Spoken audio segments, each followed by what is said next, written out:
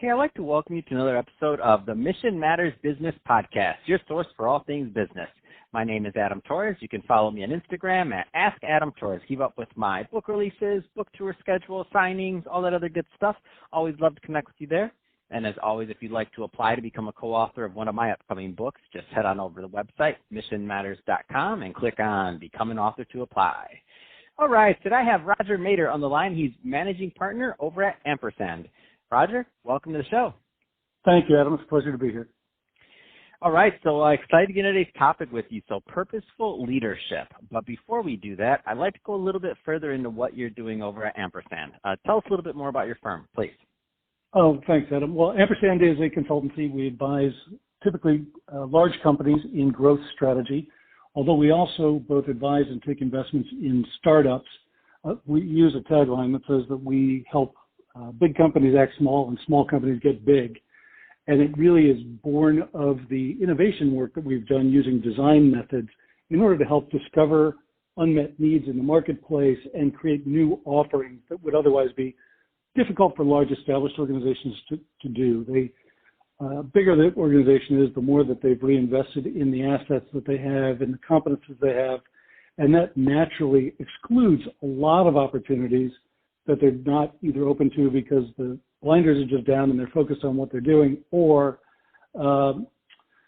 they simply are narrowly set on past definitions of need. But of course, the world's always changing, and a lot of the failures that we see in companies is when the market has changed, demand has changed, but the supply has not. And when you have that inequity between what you're supplying and what the market is demanding, of course, sales go off and companies can find themselves flummoxed by why that's occurred. So we come in and help them basically just realign this equilibrium between supply and demand by helping you create a more effective supply, the product that matters the most to your customer. So there's a lot of business owners, entrepreneurs, executives listening of various size companies. That being said, what are the right types, if any, are there any specific industries or types of companies that you focus on more than others? Because at the end, I'm going to give you the opportunity to leave your website, all that other good stuff, and just want to make sure the right types of people follow up with you. Well, that's kind of you. We are functionally specific, meaning that we're about this growth domain. We are industry agnostic, but what I've found is either companies that are faced with dramatic external change, so it's hard for them to be keeping up, and that's typically large organizations that are kind of established as the market pivots. They have a harder time shifting. And the extreme in that instance is typically regulated industries. So we do a lot of work in healthcare, for example, and financial services, because the nature of the regulations kind of lock them into the business model they're currently in. And there's significant risk associated with any changes. And so you look at big banks, you look at big pharma, you look at big healthcare providers, to a lesser degree, some of the insurers, and you'll find that they tend to have a harder time pivoting to match the changes that are taking place in the market. And they happen to be markets that are changing really fast right now. That's awesome. Let's jump into today's topic. So purposeful leadership. Where do you want to start with this one, Roger?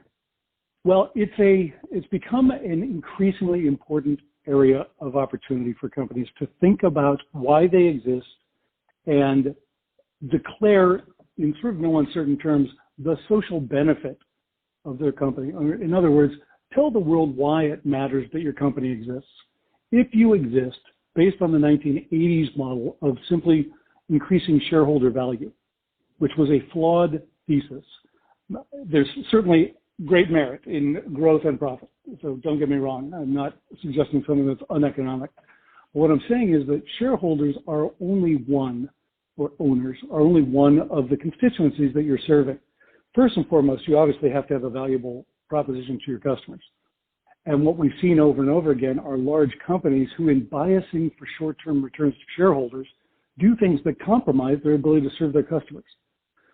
In a really interesting alternative, we've seen Amazon recently has gone through a bad news cycle because they should be at the peak of the business. So during the COVID crisis, they are the sort of premier delivery provider of almost anything you'd want to buy, brought right to your door. But of course, in doing that, they were putting many of their staff at risk because they were working full tilt and even recruiting during this crisis. And it was very difficult at the outset to provide the personal protective equipment that was necessary in order to ensure that their workers were safe. We saw some hue and cry from the staff in warehouses. Amazon peremptorily fired those people, kind of like firing a whistleblower, if you will. Mm-hmm. They then had a backlash with both consumers and their own executives. They lost a prominent design executive over this issue, kind of standing with the workers who were basically lodging a very legitimate complaint. Now, if you think about it, Amazon and Jeff Bezos in particular have always said that Amazon exists to be the world's most customer-centric company. They exist to serve their customers better by having the data that allows them to know your behaviors and preferences and anticipate them and serve them well. And it includes delivering to you in shorter period of time than anyone else can and doing it in an economic way. So they're very dedicated to this customer proposition, but to the exclusion of their own employees. If their employees' complaints about safety are getting in the way of their ability to deliver to customers, they get rid of those employees. That is, in my view, and in the world's view now, a very negative imbalance between the different stakeholders in the company. Serving your customer while punishing your employee is no more sustainable than serving your shareholder while punishing your customer. They're both solving for short-term answers that will kill the company in the long term. I think Amazon probably recognizes this. I don't mean to diminish any of these executives for not seeing these things, but it is all in service of balancing your offering to your customers with your employment experience for your employees. You've got to understand the value to the communities you serve. Certainly, we've had a long legacy in the post-industrial revolution of companies that damaged the commons, would basically serve their customers and be profitable, but would spill pollutants into rivers or into landfills, et cetera. And so we're basically costing the community or the planet at scale. And those groups are now facing backlash. So it's about serving, I think, all of these constituencies. Serve your customer, serve your employee, serve your communities, return profit to your shareholders. And in that mix, you also have to think about your extended network. So many companies have an extended partnership network of folks who kind of are an extension of their own capabilities. They have to think of them almost like an extension of their employee base in the way that they partner with them, as opposed to treating them like, completely transactional vendors.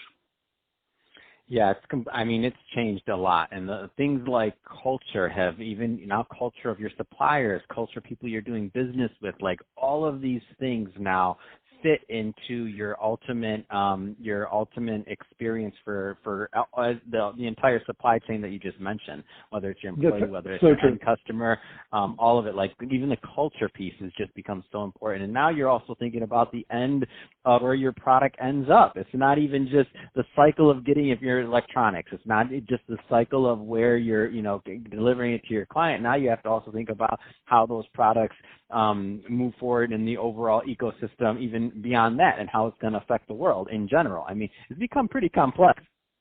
You're absolutely right. If you think about that, there was that blow up a few years ago with people recognizing that Nike was using manufacturing facilities outside of the U.S. in India, I believe, that were using, it might have been Bangladesh, but they were using child labor, which was a natural state of affairs in some developing markets. Just as it was in the U.S. when we were developing, children worked on farms, typically family-owned, but, as you are building your competence as an economy, and before you have an established middle class, it is not uncommon for children to be laborers. But, of course, in the developing world, we find that offensive, and Nike hadn't accommodated that. So they had to really do a significant review of their supply chain because their extended network of providers were doing things that were unacceptable to their customers. So you're right. This cultural ethic goes through the entire supply chain. The other thing that you asked the question about purpose. What is purposeful leadership about? It's really the answer to this question about how do you align the cultures of this entire ecosystem. And what you find is that companies who can demonstrate that they exist to the benefit of the world, that they've got some social ethos that is compelling them. The classic example is Patagonia, which really was started by Yvon Chouinard as I love Patagonia, by the way. I'm wearing Patagonia right now. Well, Chouinard would be very proud of you because he's literally built the stuff in order to be indestructible so that you don't have to be a typical consumer who is purchasing stuff almost, out of boredom, but rather you're purchasing once and loving it and keeping it for a lifetime and then recycling at the end. But his story was, he started creating his own equipment because he was an early advocate of rock climbing before that was really a thing back in the 60s, certainly as an organized sport. And he kept burning through all of his clothes. So he found some providers in the UK who were making sports equipment, basically rugby kind of clothing that was, difficult to tear because it was made of heavy canvas. All of his buddies back in California who he was climbing with loved the shirts. He imported a bunch of them and then realized maybe I should start making my own because he was already making his own climbing equipment for the same purpose. Well, over the years, what he found was he'd go back to these remote destinations and he would find that he would find that he was running into signs of human activity, meaning there were pollutants. People had left behind wrappers or feces or whatever in these remote locations. And he just thought, boy, humans are scarring the earth. And he early in the formation of the principles behind Patagonia, he said, we exist as an organization to ensure that we provide a sustainable planet. And he was an early advocate for the whole ecological movement that was driving so much of corporations today. That purposeful approach means that he will do nothing that compromises it. And he will not bias for profit if he is at risk of compromising his ecological principles. So what I've been doing is working with organizations and my colleagues at AMPERSAND to help them identify what is the purpose of your organization? Why does it matter? Why should people care? If you can do that in a way that's more than just producing profit or just producing a good product, which is really just the basis of being allowed to be an operation, you can create differentiation, you can create attraction to your business, you have customers who now become your advocates, and you set yourself apart in a way that is both profitable for you but better for society because of the purpose that you're fulfilling. Yeah, that's well said, Roger. So that said, if somebody's listening to this and they want more information on AMPERSAND or to connect with you and your colleagues, what's the best way for them to reach out? The best method is probably to just come to our website. It is ampersand.vc. Ampersand.vc. It is, you can also reach me. I'm Roger, R-O-G-E-R, at ampersand.vc. But the website will give you most of the information you need and allow you to make contact. Fantastic. Well, Roger, really appreciate you coming on the show today and sharing more about all the great work you're doing over at AMPERSAND and, of course, talking about purposeful leadership. So awesome stuff there. And to the audience, as always, thank you for tuning in.